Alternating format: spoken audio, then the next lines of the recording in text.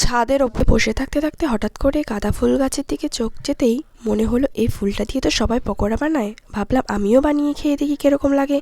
তারপর নিচে এনে ফুলগুলোকে পাপড়িগুলোকে ছাড়িয়ে তার মধ্যে বেসন, তারপর স্বাদ মতো নুন, কালো জিরে, কাঁচা লঙ্কা কুচি আর হলুদ গুঁড়ো দিয়ে ভালো করে মেখে নেব জল দিয়ে। আর আমি গুগলে সার্চ করেও দেখলাম এর অনেক বেনিফিটস রয়েছে, এটা খাওয়া নাকি অনেক উপকার। তারপর তেলের মধ্যে ভালো করে ভেজে নেব পকোড়ার শেপ দিয়ে মচমচে করে। তারপর এপিট ওপিট ভালো করে ভেজে নামিয়ে দেখছি এটা পুরো পেঁয়াজি যেরকম হয় পেঁয়াজের পকোড়া সেরকম হয়েছে। তারপর আমি টেস্ট করে দেখলাম যে খারাপ না, মোটামুটি ভালো, খুব ভালোও না আবার খুব খারাপও না, মোটামুটি লেগেছে। তাও একবার তো অবশ্যই ট্রাই করে দেখতে পারো। আর যারা যারা এটা ট্রাই করা হয়ে গেছে তারা অবশ্যই কমেন্টে জানিও। আজকের মতো বাই বাই।